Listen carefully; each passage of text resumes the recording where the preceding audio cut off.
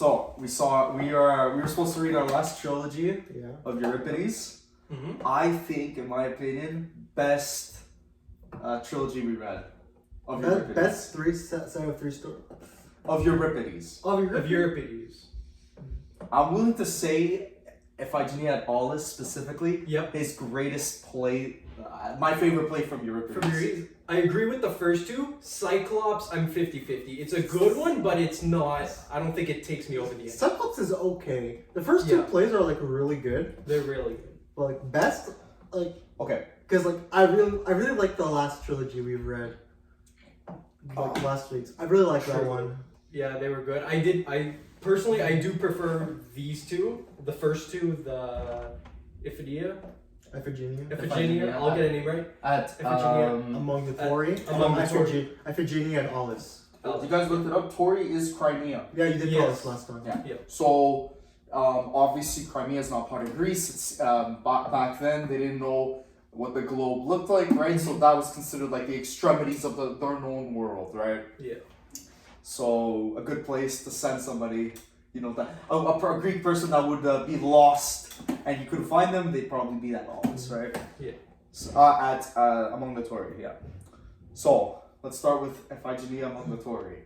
So fucking Iphigenia, she's alive. Is alive this whole mother effing time. That is wild. I knew, that's where I stopped before, you know. So, fudge. She's alive the whole time. Good night, guys. Oh, good night, mommy. Good night. Good night. Say hi to your moms, Dylan and Paul, okay? Yeah, No problem. Bye. Edit that out, please. No, keep that in. keep that in. We'll see. Hold on. Yeah, we could continue. So, Iphigenia is alive. yeah, she's alive. Artemis used a heifer to replace her during that whole sacrifice. She's at Crimea the entire time, and the king has her as a priestess. Yeah. On top of that, Orestes is being sent by Apollo. And what's Apollo's relation to Artemis, guys? Twin brother. Twin brother. Yeah. Yeah. To get, what was it, like an ancient... It was some sort of, like an amulet? Statue from the temple to bring back to Argos, right? I'll let you guys, like seriously, I'll let you guys take it from there. So, yeah. Her being alive is extremely shocking because, like, it really made, like, Orestes' life 10 times more tragic. Like, it's like, oh, his mother killed his father on the basis that Iphigenia was dead. But she's not. She's alive, yeah. She's alive. So him and Pylades get there, right? They're strangers. They don't trust each other, and then they eventually find out who the other one is. They make a plan to escape. Surprisingly, pretty easy, and they end up escaping, right? And the king is like, oh, these damn old kids. Shit, they got me. They got me. Then Athena was like, "Yeah, no, just let them go." Yeah, let them go. Don't be angry at them. They have to go. And he's like, okay, well, I guess you said so. Anything you guys picked up in all of that? I do want to say one of my favorite parts from all three stories was in this one, where Iphigenia, she's talking to Pylades, saying, "Please give this letter to my brother Orestes."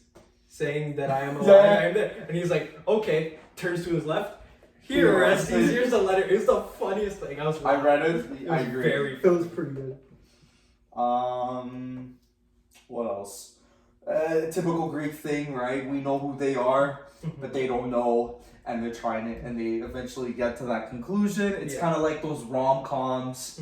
It's like those types of situations that in movies where maybe they could have gotten it from Euripides. Except I do think it is more like there's more suspense in the Greek plays because there's like a zero guarantee the protagonist will even live or even have a good ending. That's true. So like I was like half expecting Iphigenia to die by the end of the play, you know? Or maybe Orestes die and Iphigenia lives.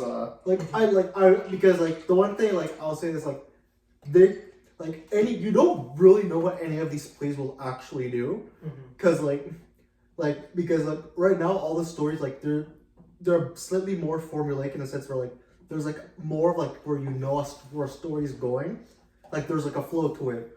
While in these plays, that's not really a guarantee.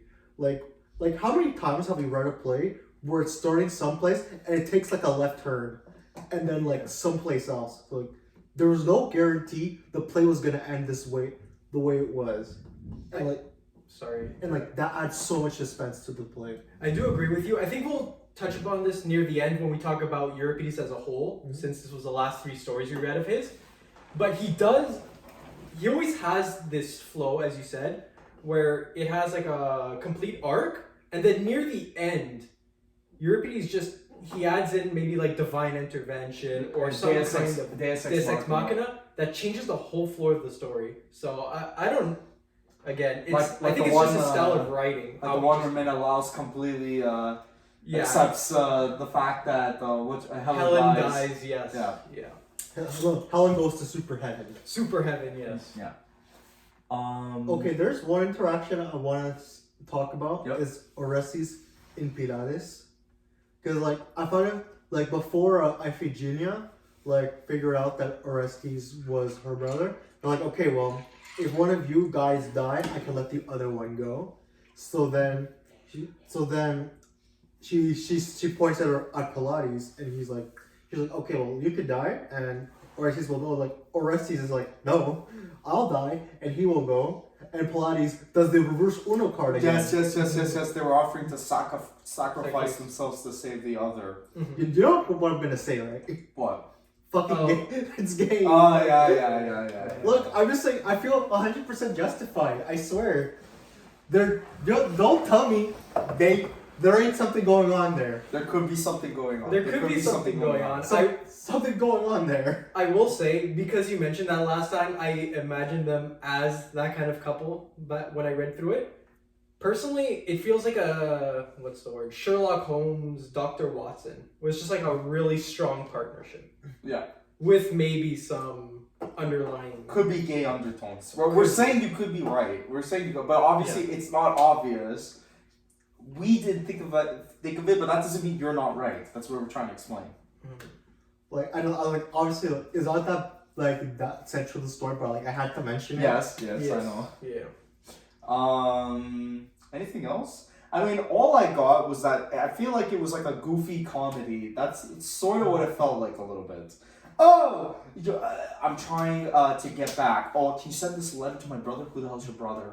You know what I mean? Yeah. Orestes. Oh, really? It's Orestes. After all that negotiation between Pylades and Iphigenia, what if you just fucking kill me before I leave? Or what if you leave and you don't give my bro the letter? Like, oh, can we agree that if I sink and I lose the letter, that I can't physically tell them what the letter says? Oh, wait, there is one thing I really want to mention. Iphigenia was fucking mad at Agamemnon for killing her. She was mad. I think when Orestes mentioned that Agamemnon died, before he mentioned that he had to kill Clytemnestra, she's like, oh yeah, that wretch. He fucking deserved it. He deserved it. Yeah.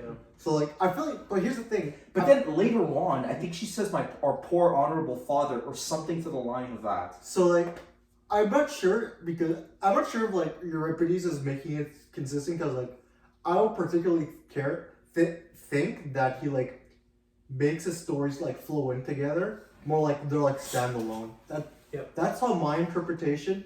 Because the Iphigenia in this story is not the same as the Iphigenia in the next story that we're reading. So like it's either that or like Euripides is doing like a big brain move and like implying in this play that she's just lying in the other play. That could also be the case. Oh my god. Anything else? I couldn't really find any deeper themes to it unless you guys picked something up, but... For this one, not necessarily. Yeah. So let's go to... Well, like maybe family, perhaps? Yeah, like the importance of it? Like the dynamics, like family, like the dynamics of family. Because like you'll see how like the parents like in some like and like throughout all the story, like the parents like kind of like screw over their children like a lot. Like Agamemnon literally killing Iphigenia, Clytemnestra killing Agamemnon, banishing Orestes, making Electra's life completely miserable. But like you see, like all like through all that, the siblings like still like have like a really strong connection with each other, and like they're constantly like there for each other. Like we could even see this with Agamemnon and Menelaus through all the stories. That like they like even in the next Iphigenia story, where like they still like they can still like be mad at each other, but at the end they're still there for each other. Yeah. I agree. So, how family dynamics play? Yeah, I can see that. Yeah, and but again, it just came out to me as just like a rom-com, like you say, standalone, borderline story. Just a comedy, because it'd be really. I don't want them to be a rom-com in this scenario. Yeah. Two of them are siblings. How Iphigenia figures out that it's Orestes because she embroidered something specific that he guessed correctly was really cool. Yeah, I mean, wasn't there 2 other instances that helped her figure it out? There was the embroidered, I believe there was a dagger, if I'm not mistaken. It was like I embroidered something that Iphigenia herself made that Orestes was in the possession of. Yeah, I remember a dagger, but maybe And then like then she's like, okay, well I believe you now. Because like even if someone says you're their brother, you're not gonna believe them. So I did find it interesting in this one. It's very similar to Electra, where Orestes shows up. The sister doesn't know who it is. In this one, Iphigenia. The last one, Electra, where they're talking to each other. Yeah. And they don't even know that they're related. A lot of situational irony. And it's funny how much Euripides uses situational irony. Yeah, it's funny how much he uses it in his plays. And that could be the origin of all situational ironies that we see later on in other film and media. There's also something interesting. Like in this play, even though Iphigenia is like kind of helpless a lot of the time, doesn't she like make the plan? By the way, or is it? Yes. Like she makes and executes the plan to escape. She manipulates the king. What was his name? I think.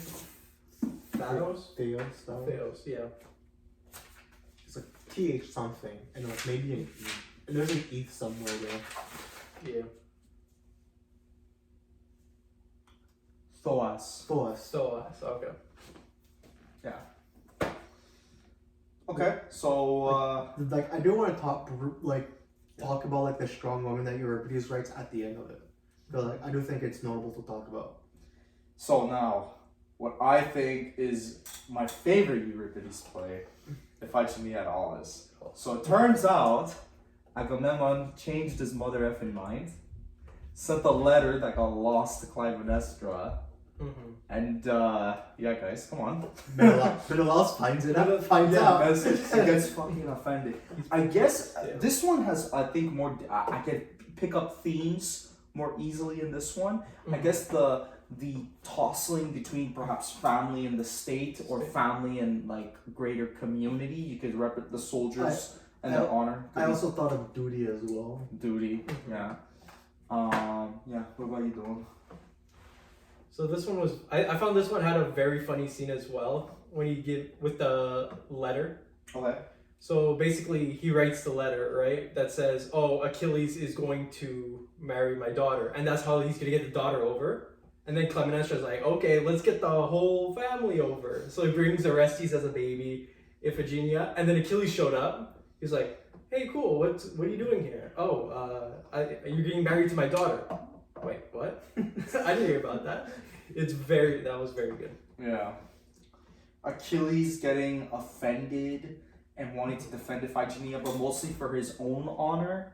Yeah. And not really for Iphigenia herself. Yes. And he did have a really good speech where he was insulting the oracle? Yeah. Where he's saying, oh, these guys, they talk out of their ass, right? Okay, by the way, am I the only one who like think like this is like almost kind of like Shakespearean in like the situation where like it feels like even though like Shakespeare didn't write something stuff like exactly this, it does feel like something he would write though. like that dynamic, and then fucking what's that? You know what? You want to know something really funny? Menelaus and Agamemnon changing each other's minds. Yeah. Right. Like it is very interesting how Agamemnon like doing the right fucking thing and like, oh wait, maybe I shouldn't kill my daughter. So, and then them going through it, Menelaus fucking getting mad. Then once like Agamemnon's plans fail, he just starts crying. Like he's like, oh man, okay, like he just starts breaking down.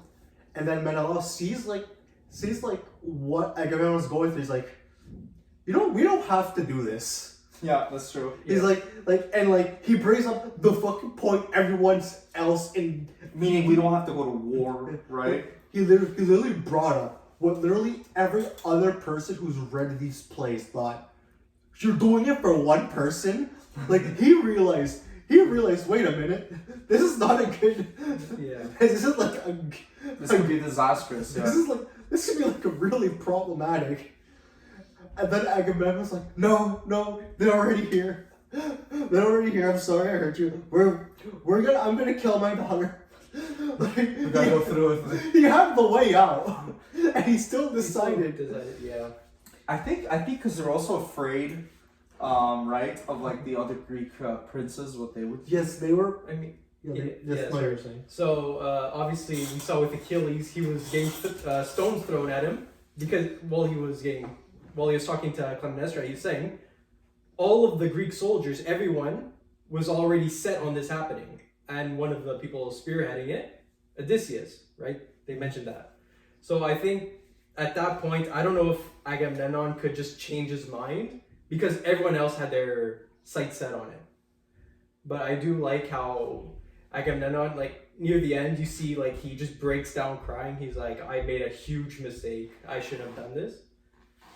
So Like a man whose ambition got him to a certain point, and then he like pulled back and realized how far his ambition would take him. Yeah. Yeah. But the thing is, I don't even know if he made the wrong decision, because in his mind, like throughout, the only reason he actually thought about doing it and went about doing it was for the people of Hellas, right?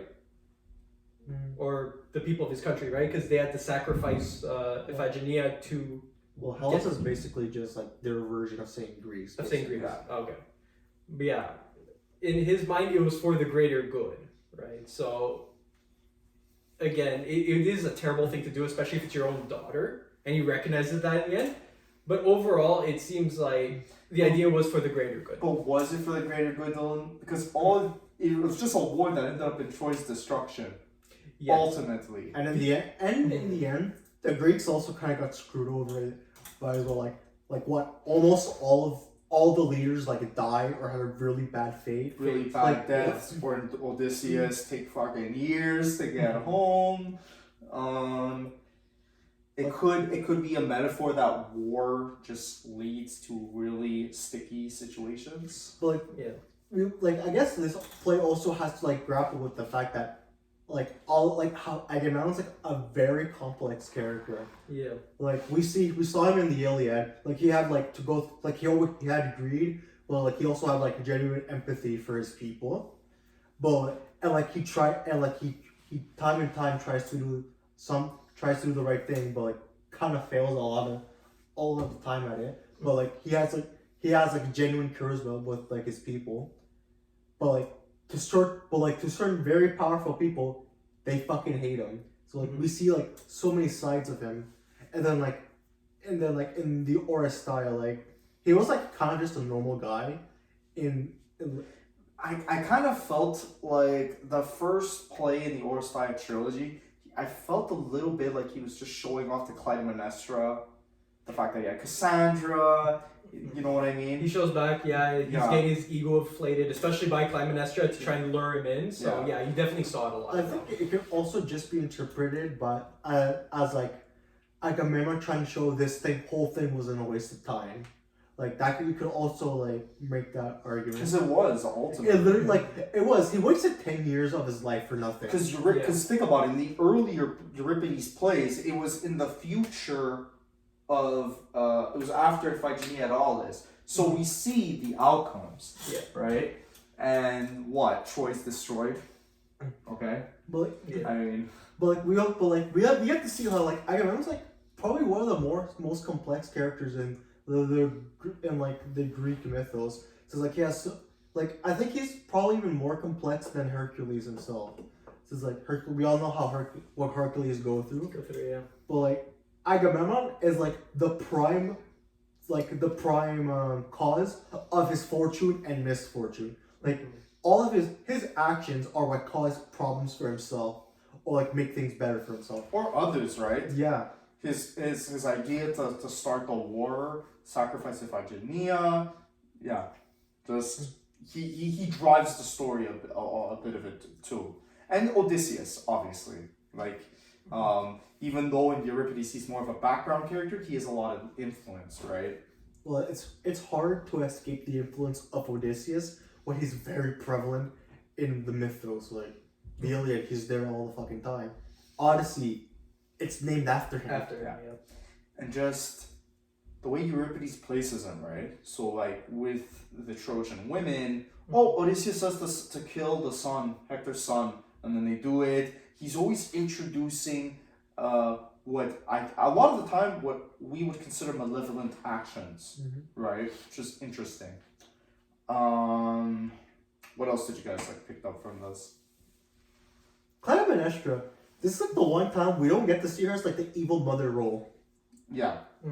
Like I found that genuinely interesting because like she's just a mother for once. Like she's not like someone plotting revenge or like someone who's forced to deal with the fact that one of her children deeply hate her. Like no, she's just like you kind of get the impression she's like a caring mother for once, which is like so odd. Like that Euripides would do that, yeah. Like she brought the whole family on the assumption they're like, oh, this is a wedding. Obviously, we have to be there. Funny enough, a lot of characters are completely different than what we originally know them. Like you said with Iphigenia. In the first one, she seemed like very like, I don't trust you, self-interested, a bit bitchy. But now, in the second place, she's so honorable, right? Like, I'm willing to sacrifice myself. Right? But Achilles, funny enough, stays the same. He's still honor and ego driven, right? Even to save somebody's life. Sure, we would consider it like a good action to save a woman from being unjustifiably sacrificed, but he's doing it for the wrong reasons, right? Well, I like honestly, it's kind of really hard to change Achilles' character since it is like set in stone. You cannot change that character Until the very end of the Iliad. Yeah, When he allows what's his name, Priam, to bury his son. Well, it's very hard to change his character prior to that. But like, I think like while this play is called Iphigenia at Aulis, it's not really about Iphigenia, much more Agamemnon and Menelaus. And obviously like you have Clytemnestra in the mix, but like it is about those two making a decision and everyone else having to deal with the fact they made that decision. And that's what I think this play is about, like the consequences of your actions. And the consequences of your ambition, maybe? Like ambition, action, like they kind of go hand in hand, I guess. But like Menelaus has like a very deep desire to save his wife, not because he loves her, but probably because he feels his ego being bruised. And Agamemnon Agamemnon like supporting that, and in the end because don't forget, Agamemnon's also very Machiavellian. Troy's a competitor in his eyes, in his effort to dominate that area, the Mediterranean, Greece, right? So he wants to get them out of the way, and this is a perfect excuse. And again, the ambition. He wanted Greece. Artemis presents him with the idea that if you want to get ahead, you have to sacrifice your daughter. He at first goes through with it, and then he pulls back like his humanity, which is what makes him a complex character. And it leads to the rest of the play. But you have a point, making him complex. Like because again, we don't really see like Agamemnon tier of complexity in any of the other Greek characters. In the Iliad, I found he was mostly greedy and self-interested. Like I think when Homer wrote it, he intentionally wrote so that the enemy Priam was seen as more just and just seen as more moral than Agamemnon. Doesn't work because you still hate Hector for some fucking reason. Hector, but not Priam. I like Hector. Why do you hate Hector? Because he was so egotistical, especially when, because in his head, Zeus is supporting him because he wants him to win, but obviously we know, Jove, right? Yeah. Jove's ultimate plan is just to make a complicated way for Achilles to end up winning and getting that glory. Looking better. Yeah, getting that glory that makes him immortal. I like Hector. I'm never gonna hate him. I mean, isn't he just evil Achilles, right? Where he's just Achilles but Spartan. But Trojan. Or Trojan, that's the word, yeah. Yeah. Yeah. Which again could help because at the very beginning I was saying it was an anti-war poem. So the fact that Homer might be presenting both sides like as almost similar could be shown that, or the fact that he's making Priam the enemy, because let's not forget we're seeing the Greeks as the protagonists. This was a poem given to Greeks, right? Originally, right? So obviously they want the Greeks to be protagonists, and yet he's showing Priam as being more just and better than Agamemnon, going to show that hey, there are human beings. And you can have assholes that are allied to you and enemies that are nice to you. Nice to you. Yeah. Anything else you guys want to say about Iphigenia and Aulis? Like I personally thought it was just this contrast between perhaps ambition and wanting to be a good person, that maybe the two are diametrically opposed to each other, like the desire for power combined with you wanting to be kind, compassionate to even your own family member, right? Yeah. Or the conflict between duty to the state, duty to the Greek princes and all that, and your family, right? There is one thing we should really touch upon, and it's Iphigenia herself, because even though she's not the principal character, she does like her character arc in this should definitely be talked about, because we see her at the beginning she's just a normal person. She's just a person thinking they're gonna get married. Then oops, she's finding out she's there to be sacrificed. Yeah. And Clytemnestra says, hey, but let's bang Achilles. It's maybe we could make sure you don't die. So she does that. Iphigenia's pretty much doing the best she can, with what she has to live. But at the end, she has the heel turn of accepting the fact she's going to be sacrificed. She's going to be sacrificed and just willingly goes along with it. And I think we should at least analyze that character decision.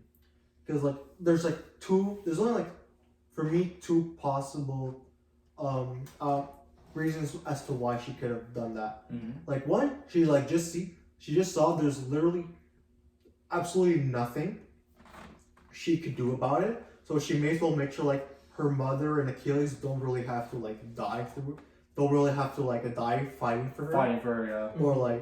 Or make sure nothing else wrong happens. So she may as well accept may as well go through it. And the second is she magically sees that, oh wait, my death is maybe a good thing. Maybe we should do that. I wonder which one you think I'm with. I'm with your first the former theory, that she didn't want to see other people getting killed in her name, especially Achilles. Because remember in the beginning, she was happy to marry Achilles because she saw him as this great warrior, this great hero. And obviously her dying him dying at her expense, I think ticked her off, and with the mom as well. So again, this idea of self-sacrifice, like Creon's son, right? In what was it called? Another play. Antigone. Antigone. Wait. No, not Antigone. No, not Creon's son. Not that son. It was in I'll go back. I would know which play if we had the list of plays. Is this Euripides? Yeah. The Phoenician Maidens. Phoenician Maidens, yeah. Phoenician Maidens, 378.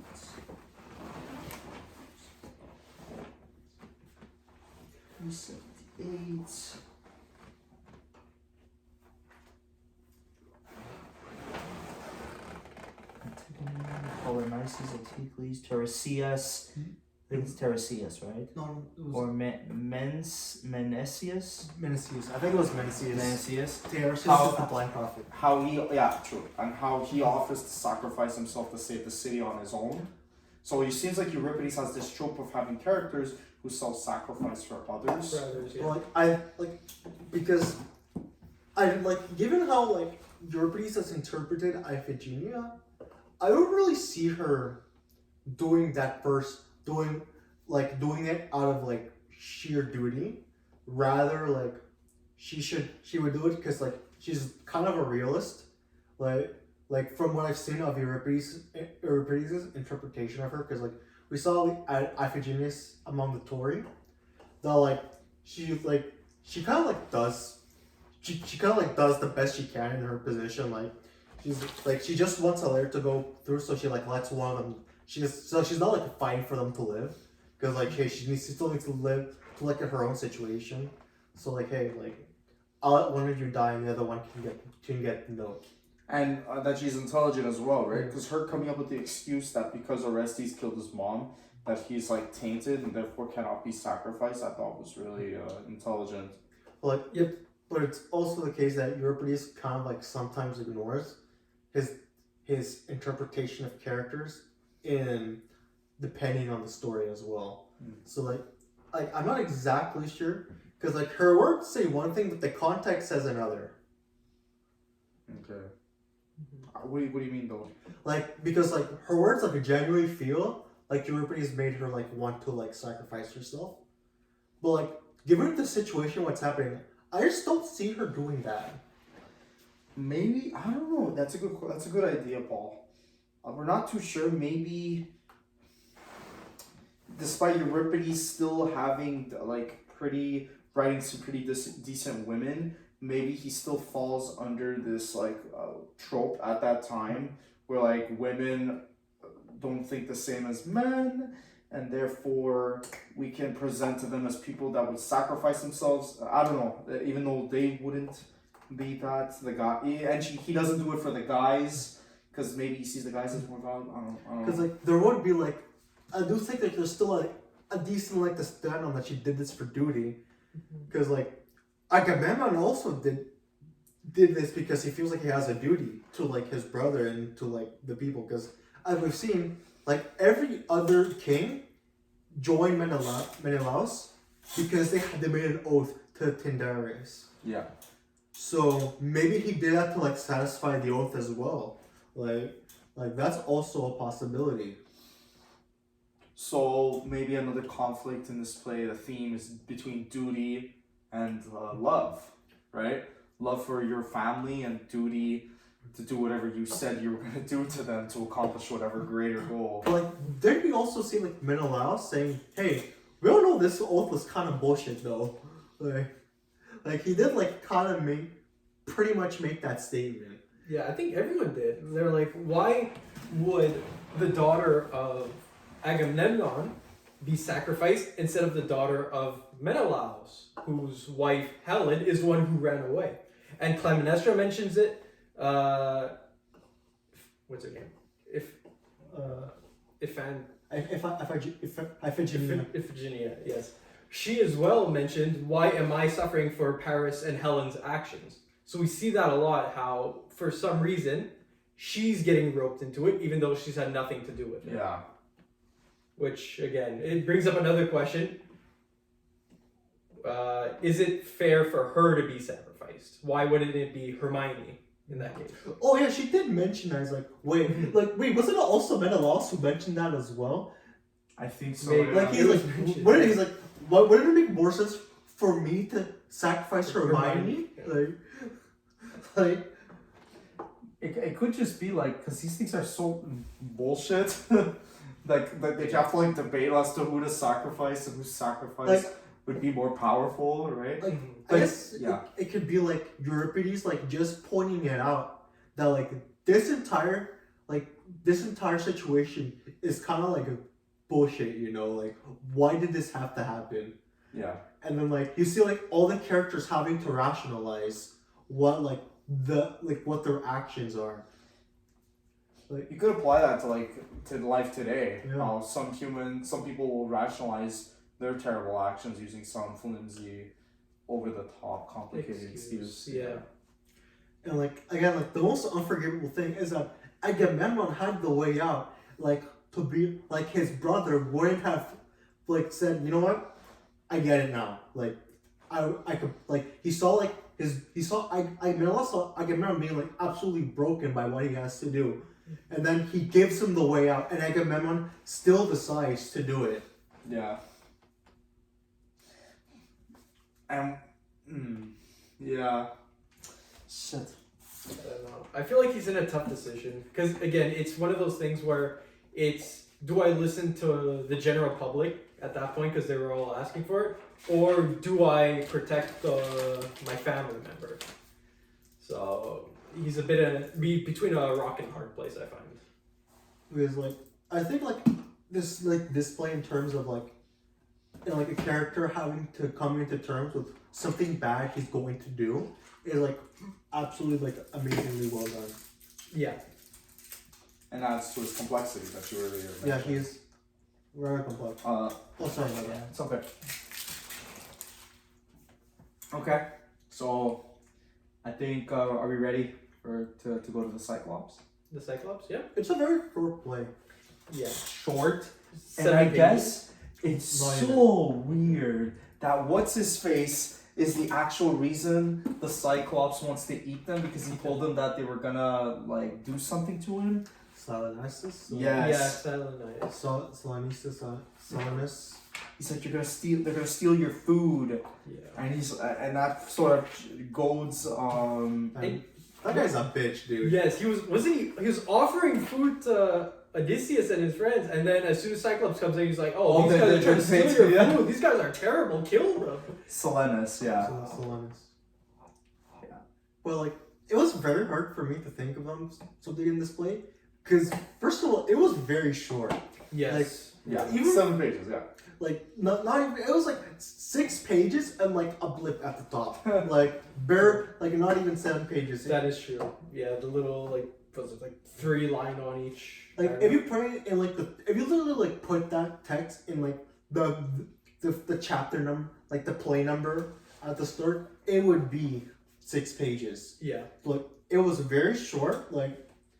I had a lot of trouble thinking of a theme for this play.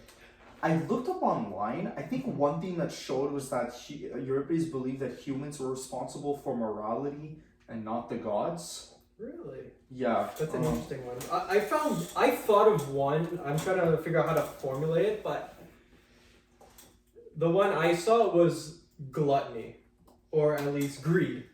Mm-hmm. The problem with greed, where they keep offering him wine, and he's like, okay, I'm a powerful god. I'm gonna keep accepting this wine, and then he gets hubris. Yeah. So he gets so drunk that he ends up, I think, passing out, falling asleep, and that's when Odysseus he loses his eye because of it. So you could say heavy greed is punished. I don't necessarily agree with the theme that you brought up, Costa, because Polyphemus' whole thing is that he denies the gods, and that's why he. Oh, sorry. On Wikipedia, in the play, the Cyclops suggests that people are the source of morality and not the gods. He says that he sacrifices only to his belly, the greatest of divinities. Such impiety was of substantial interest to Athenians in the 5th century BC. Euripides often dealt with the consequences of impiety. On the facet of Greek religion was to honor and placate the gods because they are powerful. The Athenians judiciously punished philosophers and sophists. Euripides himself may have left Athens in self-imposed exile, but in his play, his Cyclops is punished for impiety by having his eye burned out. And Euripides' plays, characters might refuse to worship certain gods, blaspheme them, or even at times question the morality of the gods, like Heracles. But there's little evidence of what we would call atheism, or a complete lack of any god in Greek thought. Yeah. Because his Polyphemus' whole thing is fuck the gods. I'm gonna do everything for myself, and he gets screwed because of that. Mm-hmm. Like, I just find it weird that fucking Selenius was like the reason why the Cyclops turned on them. Because like in the Odyssey, it seemed like it was just like the Cyclops' own, desire for their flesh or some shit. Yeah. Yeah. so that's the dick, bro. Fuck that guy. Yeah. Snitch. Yep, big snitch. Manipulator. And then obviously the ending leads to what happens in the Odyssey, right? Yeah. Isn't it different? Isn't it Odysseus in the Odyssey that says no man? Yeah. And when Polyphemus keeps saying like it was no man who did this to me, it was Odysseus who's always responding. In this one it was the chorus. Yeah. And then Odysseus And the chorus like lead him away, right? Yeah. To allow him to escape as well. Oh yeah, they're like, oh, he's going left, he's going right, he's going left, he's up there, and they're like, oh, I know you're messing with me. Cut it out. Yeah, that's interesting. We've seen it throughout all his plays, but Euripides, he does take these artistic liberties. Yes. He takes a story and then adds his own little twist. Like I was saying last week, he wants to show you like a different side to the characters to maybe explore some sort of philosophical theme. I would. Like, the thing is, it's hard to like have a new side to Odysseus when he's barely in the play. Like, he's there for like a few lines, and like he just does the same thing he did in the like it's not like much bit. Like, if anything, Euripides might be portraying Odysseus as a little bit negative because in every single play he was the background character that was obviously advocating for something that ended up with somebody's death. Like, I don't know, this play for me, like, maybe the problem is it was just too short. What I noticed with these great books, especially with the second book, is that the last play is usually a shorter play of the playwrights. Mm-hmm. Maybe this was unfinished. Like, I think it was. That's possible. I would also say that the meeting with the Cyclops in the Odyssey wasn't that long, right? He shows up on the island, they try to kill him, he stabs the Cyclops' eyes, Odysseus, and then they leave. So I guess there's not much to base it off of, so he's just trying to, because he's already making stuff up with was it Silenus? So, he's already he's making some stuff up, but creating it for the story, but... Like, the thing is, I don't really see I don't think Euripides really added much to this, to be honest. Yeah. Like... I mean, I think Silenus antagonizing the Cyclops might be. To me, that's the biggest difference. Like, in the original, in like the Odyssey, like Odysseus did that though. He was the one who like in fact, like Odysseus is kind of like more a bad guy in the Odyssey for that story, because like he just kind of like waltz in and asks for some stuff, and like Polyphemus is like no. Then he did the giant things and tried eating them. Yeah. But like, I don't know, like, he usually doesn't do much. Yeah, that's true. But I guess in this one, it's as you said, Odysseus isn't doing much. That's the biggest difference, right? It's just someone else antagonizing him, and then Odysseus comes in saying, "What's going on here? Let's not do this." But like, here's the because like, pretty much the way Euripides interpreted Odysseus through all the plays he's written, like as like a mastermind, master manipulator, extremely intelligent. They're like, this guy's just there, and like he kind of just lucks his way out of it, So like, I don't know if that's like intentional on Euripides' part for like setting up Odysseus like to be like a mastermind, the smartest person, like 20 steps ahead, then being like lucky. To get out of there. To get out of there, I mean, throughout the Odyssey and the Iliad, he had a lot of help from Minerva, Athena, yeah. So I wonder, maybe from an outsider's perspective, is he actually lucky? Where he always gets divine intervention. Yeah, the divine intervention you could think of like deeply as luck. Because if you never see Athena, you could always imagine, oh, he won this out of blind luck without knowing. Oh, Athena's helping him win. Yeah, that's true. That's absolutely true. But it's also the case that Odysseus, even without Athena, is still like pretty smart. Mm-hmm. When I say in the Iliad and the Odyssey, he comes especially up at the end. Like he comes up with plans Like, he executes them pretty well. He thinks on the fly sometimes, and that's before Minerva / Athena, and this she still helps him a lot because he's against literal impossible odds. So he's still like from what we've seen, he's still like genuinely intelligent. But in this play, I don't see that. I don't see that anywhere. I agree. Yeah. I mean, he is definitely smart without Minerva, let alone. But this one, I guess that's the thing, because you said it was so short. You don't really see much of Odysseus, so I guess you don't really get a good idea of what's differing between this one and the Odyssey. Yeah. Anyway, should we do like an overview of Euripides now? Yeah. So, your thoughts on Euripides, guys? I'll start with Paul. He was genuinely interesting as a writer, because as I said earlier, I think last time, Aeschylus and Sophocles are more plot driven. Not there's no character involvement. Yeah. But the plot is essential focus. The themes are essential focus. Yeah. Whereas I think you're about to say this is character focus. The emotions of the characters flow a lot there. Yeah. And then there's a Deus Ex Machina at the end half the time. But the characters emotions, what they feel have a very strong flow on what their actions would be. And we see this with Medea. The whole point is Medea being really fucking mad and wanting deep-seated revenge. And getting revenge to the point where she doesn't care about literally anything else. She literally kills her children. And it's through him making the characters like that you could get a bigger theme out of it. Mm-hmm. Whereas I think Aeschylus and Sophocles, the themes are within the plot itself, perhaps. Mm-hmm. Then Euripides, it's the character and what the character does and feels leads to certain themes that he wants to explore. Does that make sense? Yeah. I will say another really good thing is the amount of dialogue. There's a lot more dialogue in this one than the other two. As we said, more character. This one's more character driven. We get to see more actual spoken dialogue between two characters. Very Shakespeare-esque, right? But this is the original. Mm-hmm. Another thing that's interesting about this, there's definitely a formula with Euripides.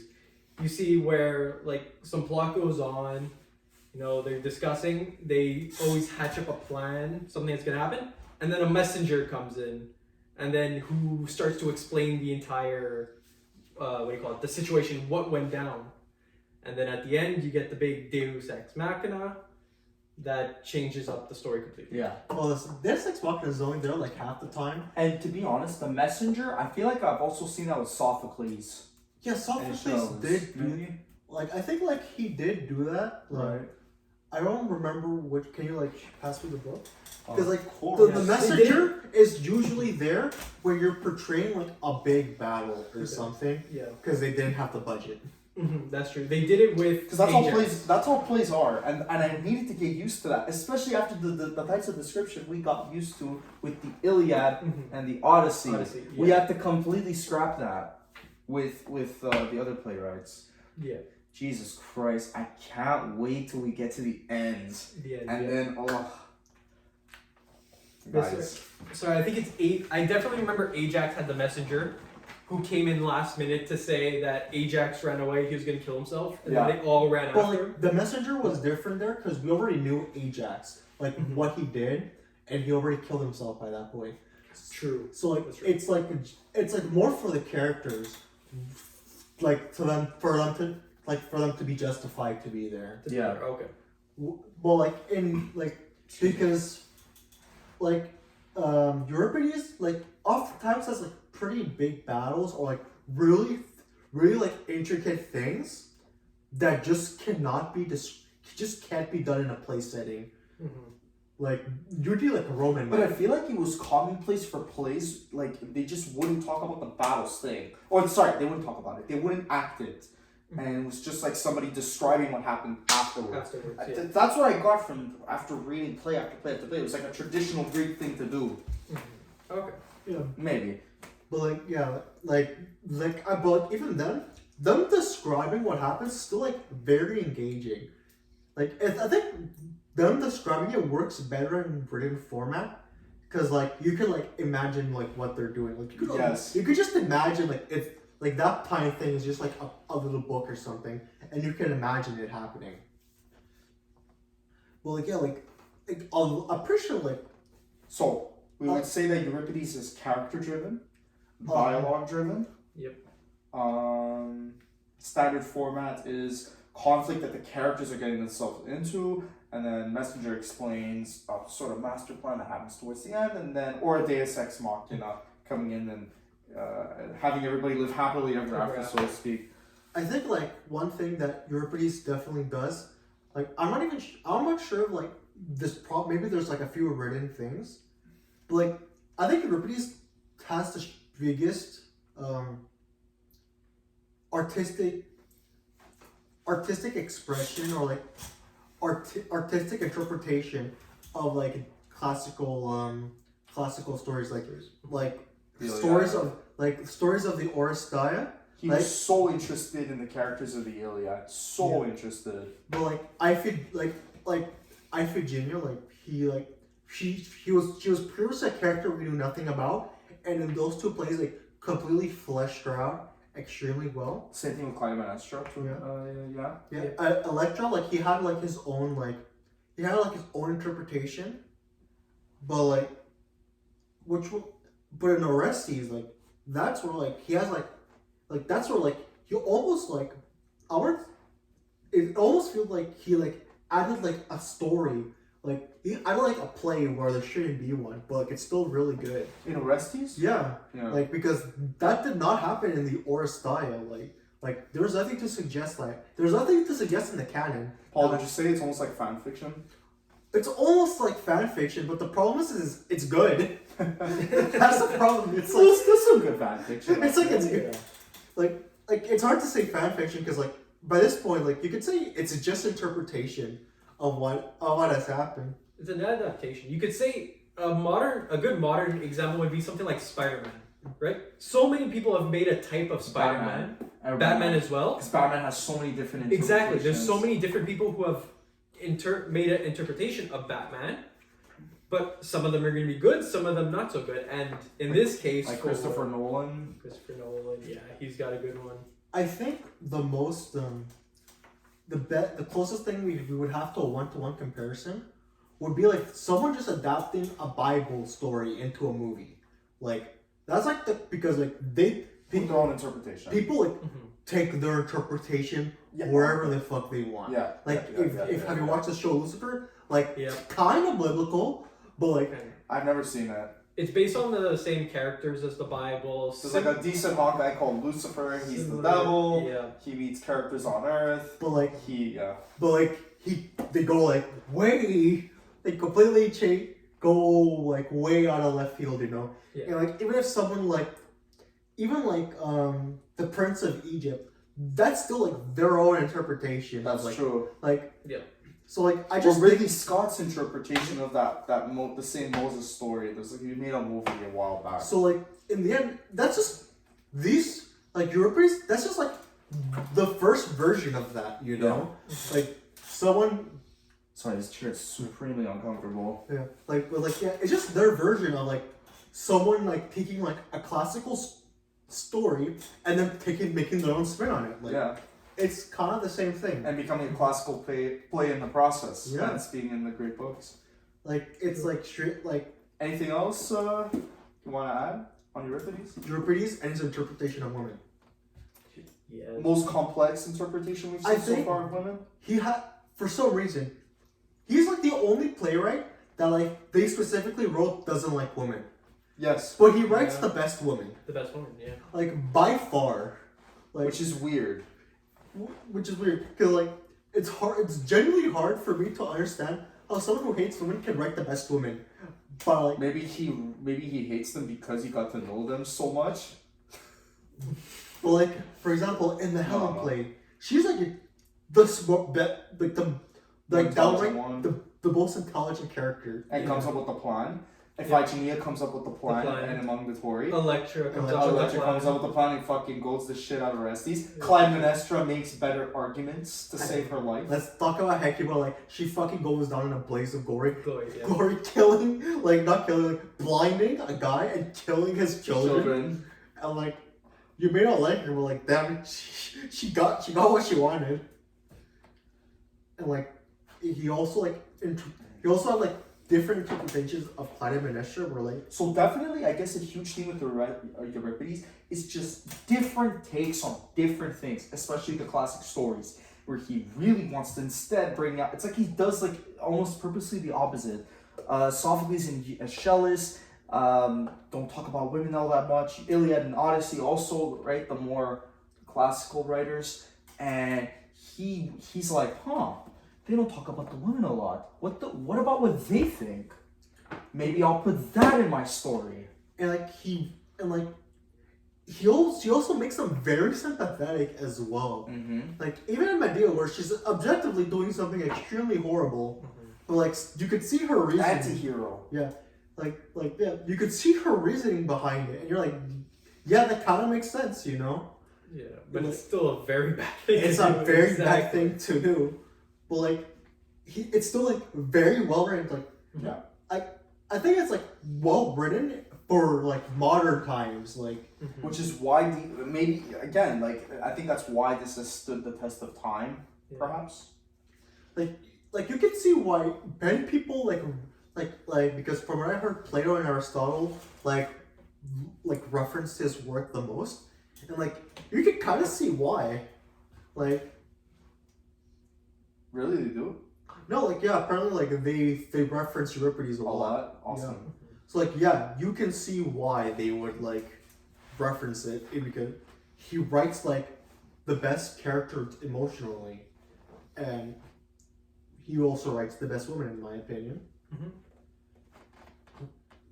Like he also he's like the writer who has like the most artistic flair where like you can like. He's like the one who's like willing to mess with like the canon of the story and like maybe that stretch it to something that he thought would be interesting. Like that, like even though it kind of irked me, but like it's like it like I just don't see it the same way he probably did, where it's like that's their Bible, like their stories are their Bible, and like they might want to interpret it however they want. Yeah. So, but he's an artist, and that's what artists do, yeah. right? Yeah. Okay, guys. Anything else? I did want to add. So we were talking about the woman, how he writes them really well. I wonder if it's because we see it from a different perspective, from a modern day where women have more power, more respected. We see some of the actions where the women are planning or scheming, you could say, like what was it, Iphigenia, Electra. We see them planning. We see it as cunning, smart. What if they saw it differently, and that's why they're more demons, conniving, backstabbing, something like that? That's what I was wondering through. That could be. Maybe that's why it's seen as. Well, that could be it. But the thing is, I'm pretty sure like everyone saw Orestes as like the good guy, and like he's still seen as the good guy. So like for Electra to like plan out what he's doing, it'd be like he's supporting the good guy. Maybe they didn't see him as the good guy, Paul. Maybe they saw him as a tragic figure. They might have, but like maybe because that's what I think this is ultimately. Like you like Orestes, but you feel bad for him because he got to this bad decision. You're not cheering him for killing his mom. It's just like the complication in that she also killed his dad. You know what I mean? That's what makes it so tragic. It's like doomed if he does, and maybe doomed if he doesn't. I guess so, like maybe. And this is a bit far-fetched, but I want to add on to that. What if, so in, I believe it was Electra, Orestes, when Electra was discussing with him to kill Clytemnestra, he was a bit on the fence. He's on the fence, and it was Electra who convinced him to do it. A bit of a bit of similarity comes with Adam and Eve, right? Isn't it Eve who convinces Adam to eat the apple? Yeah. And then he's punished for it. And then we see in this, Electra convinces Orestes to kill his mother, and he gets punished for it. Yeah.